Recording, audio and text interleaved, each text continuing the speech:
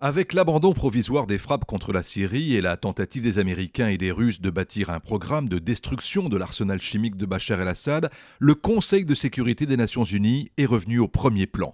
Le Conseil de sécurité, c'est 15 membres, dont 5 permanents, le clan des vainqueurs de la Seconde Guerre mondiale.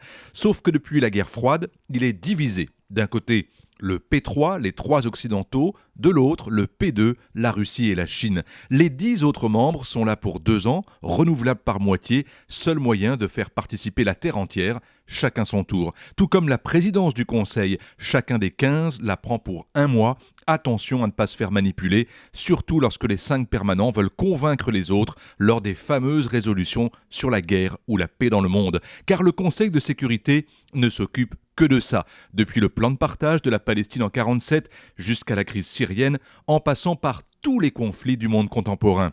À chaque fois, les grands menacent du veto. Il a été utilisé plus de 200 fois depuis 1945. Les États-Unis et la Russie en ont largement abusé. Les premiers pour défendre Israël, Moscou pour défendre ses alliés, de la Yougoslavie à la Syrie.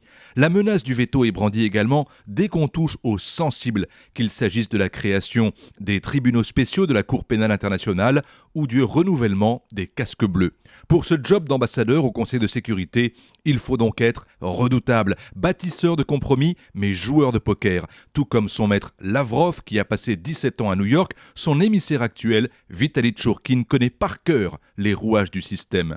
Le français Gérard Haraud est un expert en stratégie. Il a servi auprès de l'OTAN et négocié sur le nucléaire iranien. L'américaine Samantha Power vient du journalisme, elle a couvert les Balkans et s'est engagée au sein de la Maison-Blanche d'Obama en faveur de l'intervention en Libye.